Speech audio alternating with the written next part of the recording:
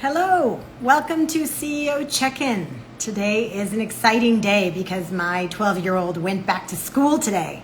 Oh, so happy wherever you live. I don't know if the kids are back in school or not, but here in New York, they were supposed to be back in school, then it got changed. I have one son in private school and one son in public school.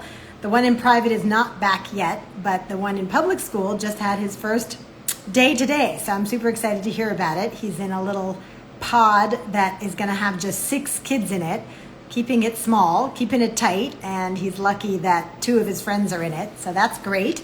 And if you have children, I hope that you are surviving the whole schooling from home. It was definitely challenging for us, and I know it's not over. He's only back part-time. My older son will be going 1 week on, 1 week off, but that hasn't started yet, and who knows when it will start. Hi, Louisa. Welcome. So excited about our guest today, Louisa Mendoza. She'll be coming on in a minute. And if you don't know, this is Hispanic Heritage Month. So we're super excited that it just so happened that Louisa Mendoza coming on our show coincided with a month when we are celebrating all Latinx people. So we're excited to hear from you, Louisa. And if you are listening and didn't know that it was Hispanic Heritage Month, go do something to celebrate. Go learn about a new entrepreneur you didn't know about, or learn something about Latino history. Maybe, Louisa, you could give us a cool thing that we could do that we may not be aware of right now. We'd love to hear that from you when you come on in a moment. So before we bring Louisa on, I wanted to share my Go Big tip of the day.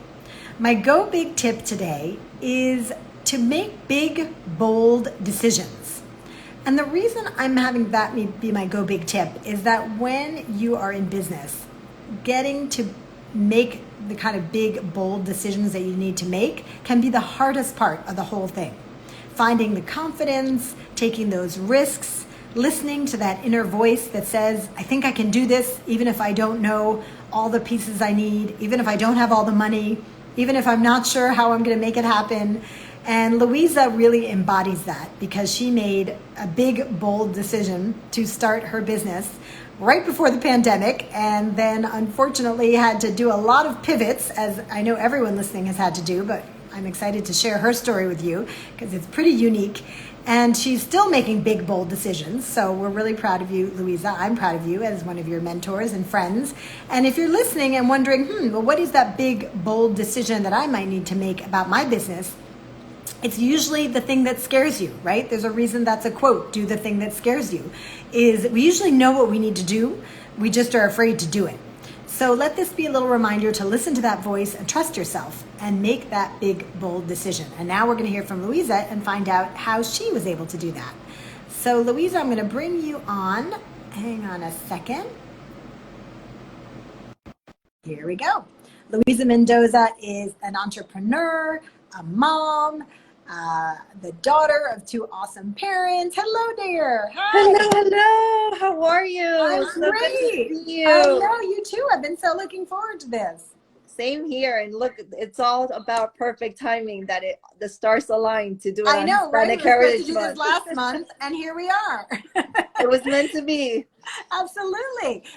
Before we get into your incredible story, which I can't wait for you to tell, will you just give folks a sense if people are just learning about Hispanic Heritage Month, or they know it's Hispanic Heritage Month and they're like, what should I do to celebrate? Any good ideas? Oh, I love it. Such a great question. So Hispanic Heritage Month happens from September 15th to October 15th. So we have about 2 more weeks.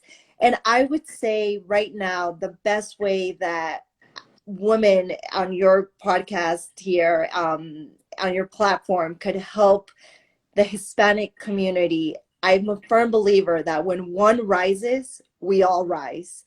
And the best way you can help Latina entrepreneurs is invest in their business. You know, if they have a local restaurant, hairdresser, whatever line of service there are, as we all know, COVID-19 has had such an impact on small businesses.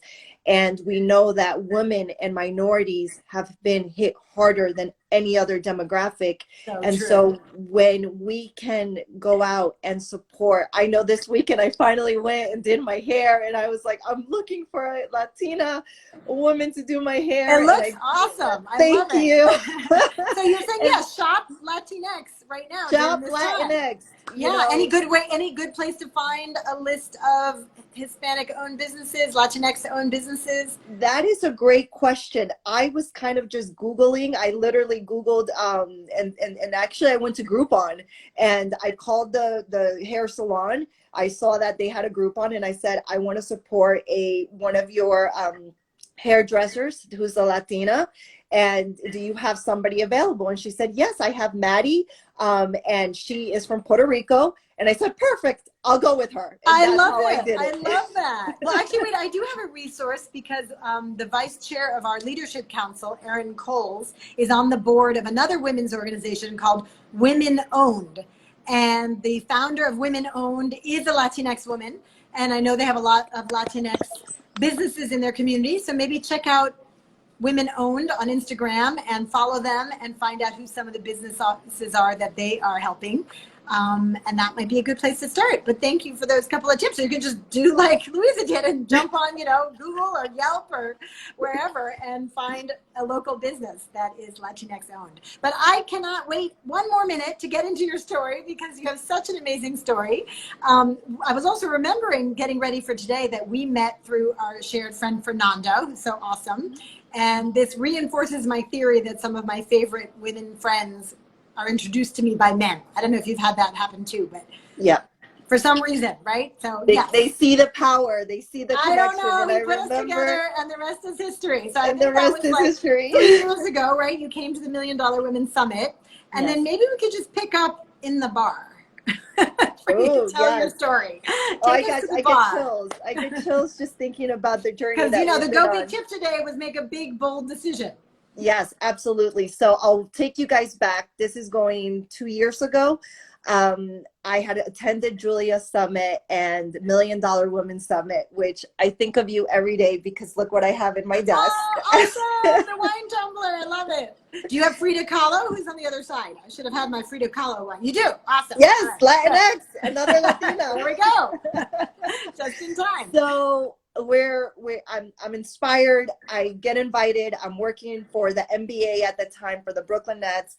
And I know I'm called there. I'm the only woman who's not a CEO yet. And Fernando's like, you're going to be a CEO. I just know it in my gut. It's going to happen. You need to come.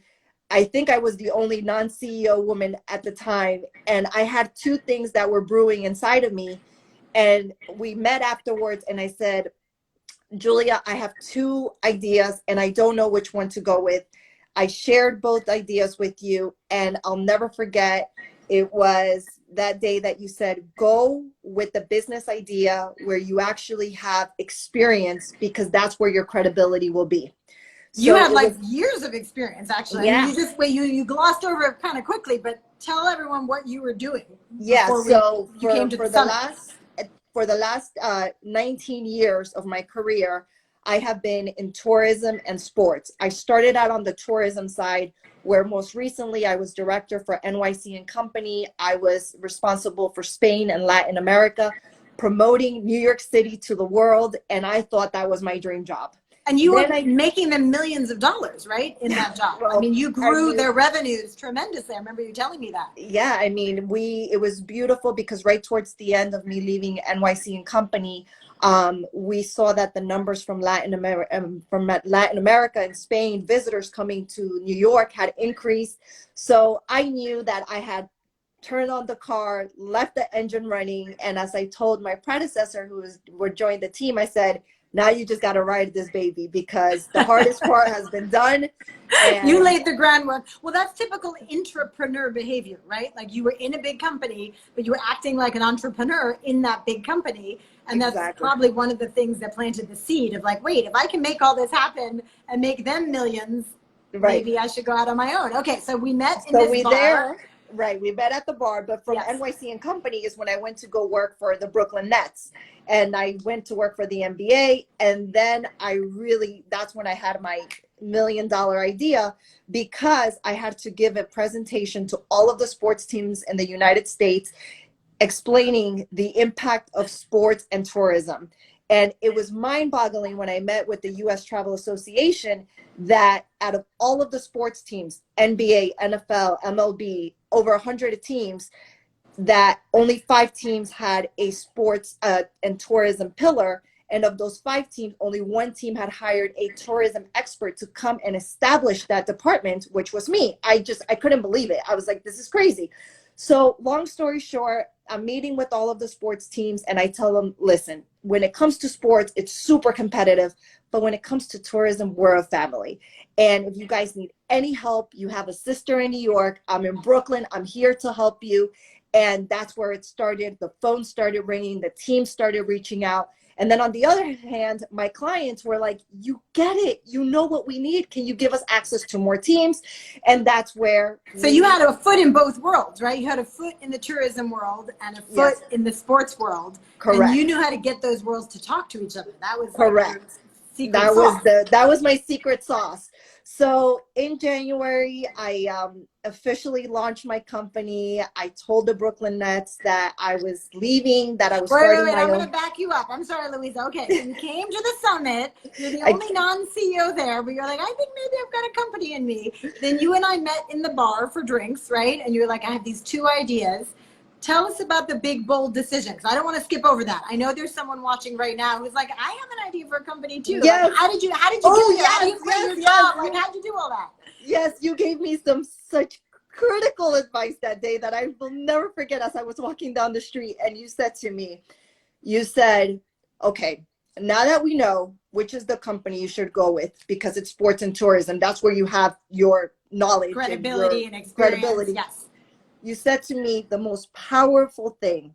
You said, now you have 2 weeks to write a business plan. I looked at you like, you're crazy. I'm like, she's crazy. I got to travel. I'm a mom. She said, listen, it's not going to be perfect, because perfection is the enemy of done. And that just. That freed you up. I was like, it'll never be perfect. You're right, but just do it. So I went home and I started doing this business plan, and you ignited me to, it's not going to be perfect, but just get it done. So I did my business plan.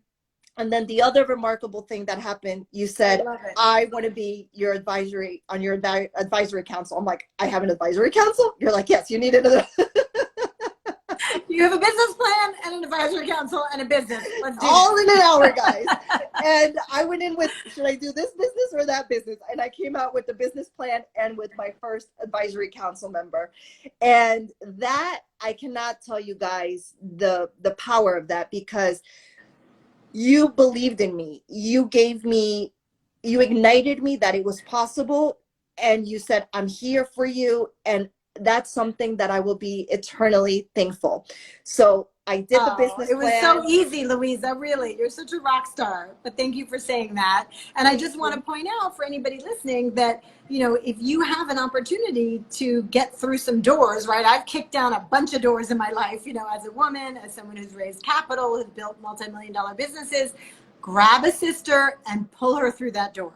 Right. Yes. And so that's really the opportunity I saw that day at the bar. I was raised by a single mom. I am a single mom. You're a single mom. Right. I was like, we got to just all make this happen together. And I'm so proud of what you've been doing, and especially your reaction when you started a business in the 3 industries that were the hardest hit during COVID, which we're going to get to in a minute.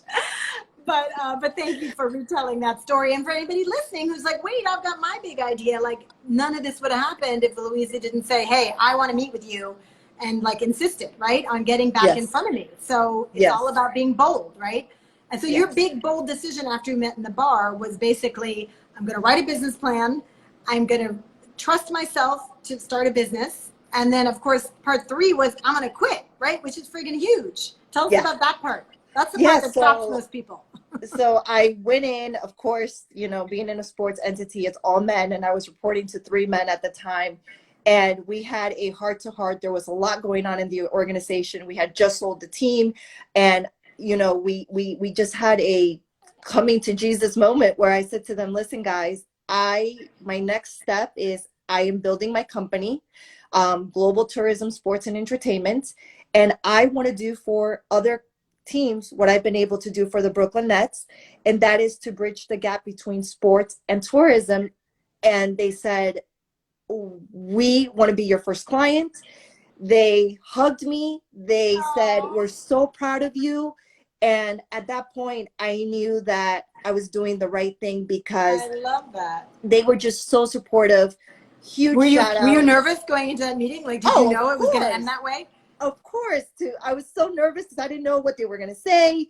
It was perfect timing. It's all I can say. It was perfect timing. The week before, I had gone to Miami. I was in the ocean. I was meditating and just really coming to know that something big was going to happen the next week. And the way the stars aligned themselves, they wanted to chat with me. I wanted to speak with them. We were talking about what's my future look like. And they were not expecting for me to share with them that I was starting my company, but to Kirk and Dan, who were my two bosses in the room at the time, I just remember the conversation ending with us hugging and then telling me, we're so proud of you. We want to be your first clients and we support you. That's what our organization is about, empowering women and helping our staff go to the next level. So That's so amazing, right? And it's such a great lesson in like trusting your heart and making big, bold, brave decisions, right? Because you probably could have thought about that for years, right? Yeah. And just thought, oh, well, they're not going to like it. They're going to be mad at me. But, you have a daughter at home. You had expenses. It's expensive to start a company. So that was super brave to do that. Yes. And then what happened? So I launched GTSC January 20th, 2020. Yeah, this is all very recent history, everybody. This is just like 6 months ago. And GTSE stands for Global Tourism and Sports and Entertainment. Global Tourism, Sports and Entertainment. So marrying those worlds. And let's just pause here another sec, Louisa, because people may not be able to picture what that means, right? You have a foot in all these different worlds. So maybe just give us one example of something your company would help facilitate. Right. So people can really get it. So what we realized was that the sports and tourism industry, there was a huge disconnect, and we work on a B2B model. So I connect the sports teams with the tourism industry so that bottom line, when people travel, people want an authentic experience. People want to go to any destination and feel like a local. And there's nothing that feels more like a local than being in a sport game. We know that 38% of people that come to the United States, they want to be able to experience a sporting event. Yeah, a baseball game, a basketball game. Exactly. That's like what we're known for. And even going abroad, I remember when you told me about your idea, I shared that when I took 3 weeks off and took my kids to the Netherlands and London and France, that my older son loves soccer. We would have loved to go see a soccer game there, but it just feels too complicated, right? Exactly. It's not like easy to go to a sporting event in another country. Our goal is to make sure that we can make that experience simple. That when you go to buy a airplane ticket, just as it's so easy to get an airline ticket, to get a hotel ticket, to get a ticket to an attraction. All of a sudden, when you think of going to a sporting event, you're like, wait, but there's so many options. Do I buy it on this platform, that platform? So can I even trust it? What if the tickets aren't real, right? There's exactly. So many people have been burned, right? So our goal is just to unite those two worlds and make it easy so that you, the end consumer, when you go onto any platform to buy your hotel, to buy your airline ticket, you can add a game now as easy as 1, 2, 3, and it's so much easier. I love it. It's so smart, and like so many of the best ideas, you just can't help but think, well, why didn't somebody think of this already? Like, this should already be happening, right? Just like when Airbnb came around, we were all like, why didn't I think of that? Which is another one you could integrate with, right? Airbnb, when people are setting up their vacations. that when I was looking for my domain name and Global Tourism Sports was available, I was like, oh my God, this is so meant to be. So So great. we launched the company January 1st. I'm so excited. I get invited to go on Univision as the first Hispanic female in the United States to start a sports tourism and entertainment company. I'm on top So of the amazing. world. Woo! I'm like, I'm flying to San Francisco. We're talking to teams. We have 6-figure deals on the table. I mean, it's going to be $1 million a year. And then March 13th happened. And that's the day that I remember because it's when the world stopped. I think There we were was no about to have a sports. meeting, actually. We were having a meeting Yes, right around that time, and we everyone were having decided, it. you know what, let's do the meeting via Zoom. It was one of those first Yeah. meetings where we canceled the in-person and went to March Zoom. 12th. It was March 12th. That So there you go, Thursday. yes. And March 13th, everything stopped. And March 14th, I got tingly feeling in my throat. And I was like, I'm not feeling good. Long story short, I actually end up getting COVID-19. I remember. I had a near death experience. I literally thought that I was at the end of the road here. So hard. And I just kept on saying, no way. Like, to the universe, God, whatever you guys believe in, I was like, God, I can't leave yet. I have my mom, my dad, and my little girl that depend on me. I cannot leave this world yet. And you got big things to do, sister. I got big things to do. And I was like, so now fast forward, right? As Well, Steve wait, Jobs take us there said. a minute, because so many people watching, this is their greatest fear, right? It's like, what if I get COVID? And you did, and it was not like one of those light, easy cases, right? So what is like something you realized in kind of your darkest hour there, if you don't mind sharing? Of course. And that's where I was going to say, Steve Jobs says you can't connect the dots looking forward. You can only connect the dots looking backwards. And the silver lining for me was that when I started to recover and I started feeling, because guys, you got to understand, I couldn't even lift my hands. I was sleeping 14 hours a day. Oh my goodness. I was out. Louisa out. I was done. And when I started to get better and I started walking again and I started running and I started doing 100 miles, I went from bed rest to running 100 miles a month. I realized. Whoa. Oh, you started running. I remember watching that on Instagram. I was like, she's running. She's running a lot now. I said, if I can wake up every day and I can open up my eyes and I can breathe and my feet can touch the ground, it's a good day. The economy will bounce back. I will reinvent myself. I will pivot. This too shall pass. But the most important thing that I need is to be alive. If I'm alive, I can conquer the world. And to be healthy, right? And to build up that endurance and get those good endorphins going from running too. I run. I mean, that nothing feels better than to start your day that way. And that's when so much started coming to me. And that's when I said, what does Tony Robbins, Mark Cuban, Oprah Winfrey, and Elon Musk have in common? These 4 people just came to me as in one of my jogs. And I said, not only are they self-made billionaires and millionaires, but they don't have all of their eggs in one basket. They all have multiple streamlines of revenue. I mean, let's think about it, guys. Elon Musk, it wasn't enough to start Tesla, but he said, now we're going to take people to Mars. And I just said to myself, that's it. I got to be diversified. Got to be diversified. I have to. I can't have all of my eggs in one basket. And so I started searching and saying and putting it out in the universe. And fast forward today, October, it's crazy. If you would have told me in January, that that GTSC would have diversified to GTSC Plus, which now we just landed our first client outside of sports and tourism. So what we did was we said, what are we good at? What are we passionate about? And how can we help companies and people? So I expanded my team. I now have a group of 12 people working with me. I went from a team of 2 to a group of 12. And what we're doing now is everything helping companies, especially smaller companies, when it comes to digital marketing, web development, SEO optimization, retargeting, and public relations. Because the US Hispanic market is $1 trillion buying power. And so many companies don't even know how to get their foot in the door with the US Hispanic market. It's going to be That's the a really biggest good buying point. power. And a lot of big companies like Coke and Pepsi have spent billions, you know, just to market to the Latinx market, some more effectively than others. So you're Exactly. helping companies figure out how to do that Correct. marketing. That is So, very cool. That's the GTSE plus. plus. Okay. Yes. So Awesome. plus How else means, did you diversify? Because I think that's not the only thing.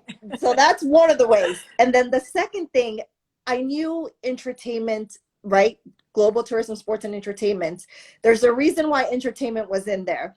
And earlier this year, I got casted to be a part of The Social Movement, which is a docu-series that's going to premiere next year on Amazon Prime, on Roku TV, on iTunes, and a new network called H2H, Human to Human, where Chris Lavoie, the executive producer, the founder of Red Knight Studios, has said, we're going to do the impossible. We're going to look at Elon Musk as an inspiration and do something that has never been done before. And it solves some of the world's largest social issues in only 4 days. So I casted for it. I fell in love with everything that was happening. And I'm like, it's not enough for me to be on the show. I want to bring other amazing entrepreneurs, CEOs, especially women and minorities on the show with me. And that's what I'm doing, guys. I'm a producer to the show that I encourage you go to The Social Movement and check us out. I love it. Where can they find it? TheSocialMovement.com or like Yep. on Instagram? Yep. It's if you guys follow me, you'll see all fine. the Yeah, if information. you follow Louisa, Follow you will me. find I'll it. get you to the North Yes, Star. and it's going to be like, you know, one of those challenge shows, right? Like get these people together, give them this challenge. How can you make a big impact in just 4 days, right? 4 to change days. the world. CEOs coming from So all cool. over. And you know what I'd love you to share, Louisa, Yeah. is I remember when COVID hit and after you got better, and I was so happy to see when you recovered from COVID because it seemed like that was really hard. And, you know, thank God you pulled through that beautifully with the help of your family and daughter and everyone who rallied around you.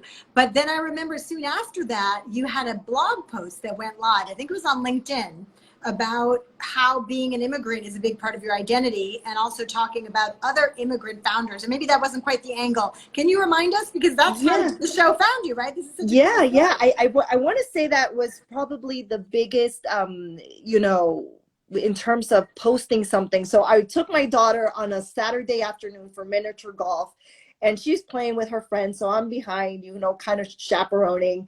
And I come across an article on LinkedIn from Jeff Bezos. Obviously, we all know who that is, the richest man on earth, who started a little company called Amazon.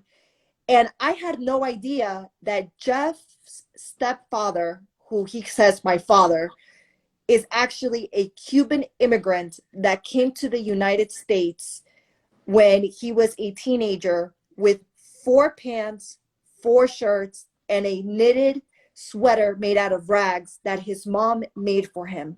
Oh my God. And when I read that, I said, I posted something along the lines of, incredible to see how an immigrant father raised the richest man in the world. And this was when everything was happening around immigrants in our country. And we're still going through that right now. Yes. I said, don't discard immigrants, because they might become the next richest person, or they might raise the next richest person.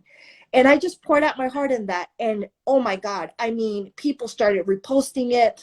People started reaching out to me. And as an immigrant that came to this country at the age of 4 years old, I know what it's been like to now be a US citizen, but to have to wait almost 15 years to be able to travel outside of the United States, to be able to receive my citizenship, to be able to vote. And I know you've helped your parents with so many things, and all my friends who are, you know, first or second generation immigrants, there's a lot of extra things you have to do, right? Just to help your parents integrate. And I think that's one of the key things, because when people ask me, like, Louisa, you just don't stop. Like, what drives you? Well, like, why did you get up from your bed? And why did you say, okay, I'm going to pivot? It's very easy, guys. I don't have an option. I take care of my mom, I take care of my dad, and I take care of my little girl. And I know that these 3 lives depend on me. And so succeeding is the only option I know, because just the way my parents moved to this country so that I could have the American dream, my promise to my parents was that they would have the American retirement, and that I would take care of them, and that I would give them a better quality of life because they work so hard. And so for I me, know this is resonating with so many people, Louisa, right now, who are watching either live now or a lot of people watch later, right? Where not only do many of us have parents who are going to need our help, right, at later stages of life, but we have a lot of women in our community who, like you, are first or second generation immigrant. And there are extra pressures too with that, right? Where your yeah, parents sometimes gave up everything to come to this country and give you this better life.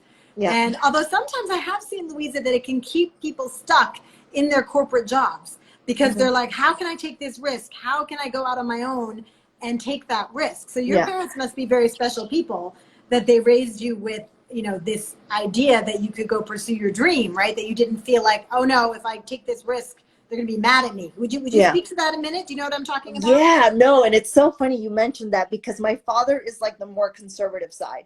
My father, he was one promotion from becoming the president at the bank where he worked at in Colombia, and my mom was the entrepreneur. My mom had a whole interior design window treatment company in Colombia, and so when I told my parents that I was starting my company, my mom was like, "Yes." My dad is like, "What?"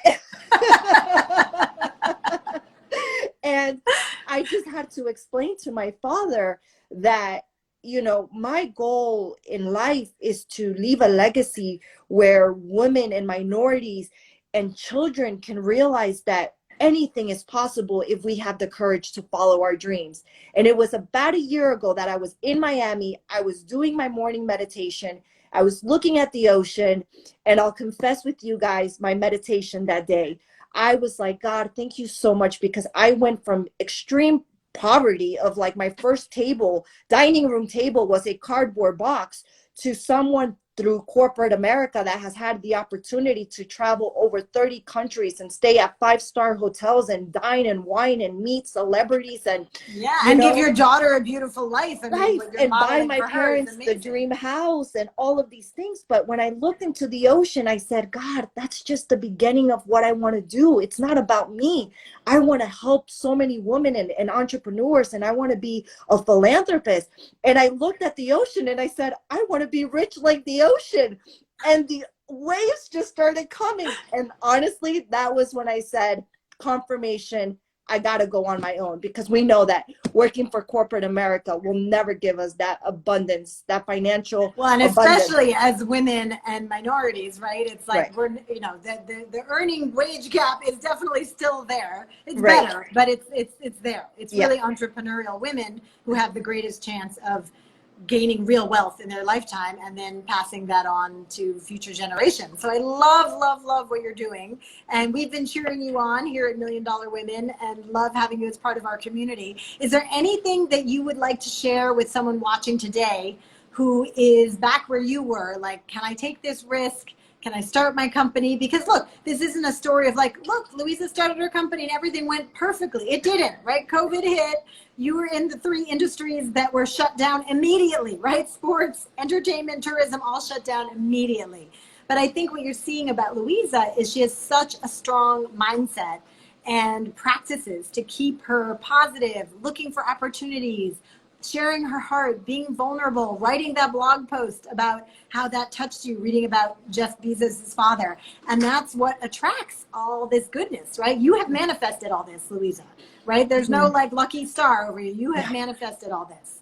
So I Yeah. hope everyone's getting the lesson, right? That it's like tap into the positive, ask for help, make the big, bold decisions. But I want to end with your words because you have so much to teach and share. What would you like to share with someone who's maybe back where you were, wanting to make those big moves, and maybe also, daughter of immigrant parents? I don't know what the stats are, maybe you do, of like how many Americans right now are the kids of immigrant parents like you are. Do you have any sense of that, like the numbers? I don't have it at the top of my mind, but I can definitely get you that information, and I think we could do But it's something millions. afterwards. I mean, it's It's millions. millions. Oh, It's millions. absolutely. Yeah. I So mean, chances are a few absolutely. people are watching. Yeah. So what I would say is a few things. To the immigrants that are watching this, or kids of immigrants or anybody who you're on the fence and you're like, do I start my own company? Do I take this risk? Do it. Do it, because when it's meant to be, things will fall into place some way or another. You know, again, as Julia said, everything wasn't perfect for me. Yes, I had the perfect start. Yes, I made it on television, headline news, whatever. But then everything came crumbling down. And what I've learned in life, guys, is that when we fall down, we actually get up stronger. And when we have a conviction and understanding our why, because our why is so critical. When you know your why is going to drive you on the hardest days, right? Like Kobe used to say, what's your 4 a.m.? What do you wake up jumping out of bed excited about to do? Once you know what that is, two things: take the risk, write the business plan. It's not going to be perfect. Perfection is the enemy of done. And find your group of people that believe in you, because we can't do this on our own. I can't thank Julia enough, and everybody in my life who has been a mentor, who a text message, a call, how are you doing? You're going to get up. You're going to get through this. And the most important thing is we have to lift each other up as women more than ever, because when one rises, we all rise. And I've always said, I want my shoulders to be a platform for women to step up, and I can help you climb. And just remember to give me a hand when you get to the top. Because if we continue to do that, imagine how far we'll go, versus we see women going up and it's like that envy. And then you see women like trying to pull each other down. And right, that's the old way. We're done with that. The old way. Like, yeah, like, that's not our generation. We're at all. redefining Like, it. No. we have broken through that. We have broken through that.